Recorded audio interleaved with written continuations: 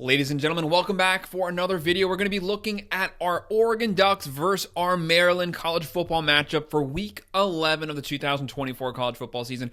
We are going to completely break down this game, break down the rosters, take a complete look at the matchup, and try to predict the outcome. Who's going to win, who's going to lose, and what we predict the final score will be. We'll also take a look at the money lines, the spreads, and the over-unders. Make sure to hit that like button. Make sure to subscribe. If you are a football fan, if you are a sports fan, make sure to subscribe to the channel. Every week, we go over every single college football matchup, both the top 25 ones as well as the non-top 25 ones, and we also go over every NFL game as well. Make sure you're subscribed so you can follow along with us. Today, we're concentrating on Oregon Ducks versus Maryland. This is going to be a really fun game. Oregon is cruising right now, and they are the number one team. They have all 62 first-place votes.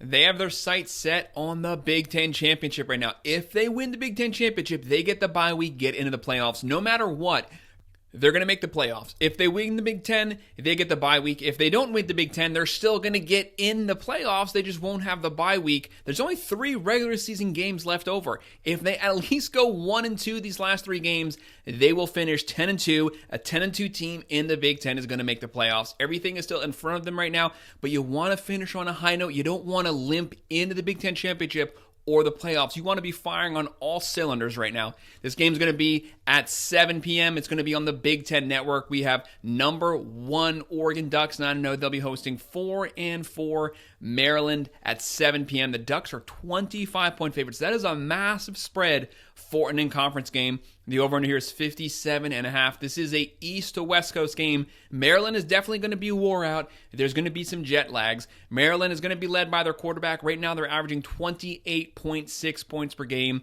Edwards Jr. closing in on 2,200 yards, 13 touchdowns, 6 picks. And Oregon is now led by the current Heisman frontrunner at week 11 of the college football season, Dillon Gabriel, closing in on 2,700 yards, 19 passing touchdowns, 5 picks, and you could add 6 rushing touchdowns to that. He has 25 total touchdowns right now. He's lighting it up through the air and on the ground. Their first couple games when they started out slow, it was mainly due to the offensive line. They weren't getting push on the offensive line, could not consistently run the ball, but they weren't giving Dillon Gabriel time to find those targets down the field. They're giving him time now. They're getting push at the line of scrimmage. They are able to run. Running is opening up the play action, and he's hitting his talented wide receivers deep. Johnson, Stewart, he's also scrambling. Right now, he has a 76% completion percentage. Maryland, they average 28.6 points a game. They're throwing for 330.8, so they are having a lot of success through the air pushing the ball. They're going to try to beat the Ducks vertically. You need to outscore the Ducks. You're not going to keep them under 30. Come into this game prepared to shoot it out. Shoot it out means you need to be going vertical nonstop the whole game. Get aggressive. Throw everything you have at this game to try to get the upset. They're running for 119. They are giving up 27.8 on defense. That is not the best. The Ducks are going to have opportunities to score, which means that Maryland's going to have to try to keep up with them blow for blow.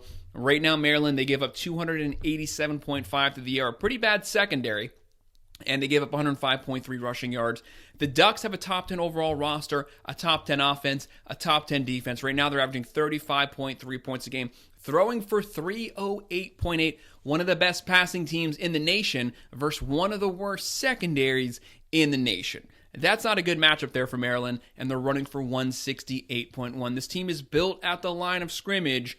Lanning wanted to make sure of that coming from the SEC. Cristobal, Lanning, both guys wanted to concentrate on the trenches. That's why they're able to dominate. That's why they're able to compete with the Buckeyes. They have depth. They have a lot of bodies at the point of attack. If any game turns into a trench warfare game, the Ducks are still built to compete. And their defense is only giving up 15.8 points a game. That's a top 10 defense. This is a stacked team. Like I said, a top 10 overall roster. They're going to be led, obviously, by Dillon Gabriel. For Maryland, they have Edwards. They have Hemby at the running back position. They have Felton closing in on 1,000 yards receiving. They do have some weapons. Loxley loves to throw the ball.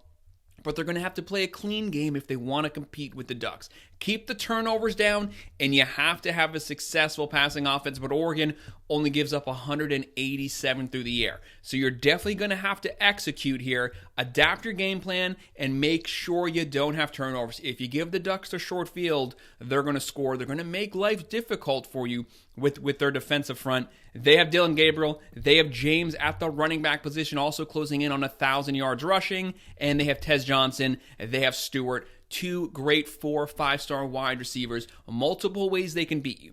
They can beat you throwing the ball. They can beat you running the ball. They can beat you with their defense. This is an extremely talented team. The unanimous #1 team in the nation right now. I have Oregon winning this one. 38-17. Not covering the spread, just slightly coming with the under. Why is that? There's no reason to leave your starters in there late third, fourth quarter. You have your sights set on the Big Ten championship, but you need to make sure that you get your complete, healthy roster there. Once you have this game in hand, pull the starters, get the second, third string guys in there. So that might give Maryland some time to get some garbage points. Ducks might not be able to move the ball consistently like they were first half. But no matter what, they're going to win this game handedly. But that is a very large spread for a conference game. But I have the Ducks winning it, getting to 10-0, continuing to roll here. So that's our Oregon versus Maryland prediction video. Make sure to hit that like button. Make sure to subscribe. If you have any comments, please drop them below, and I will make sure to respond. Thank you.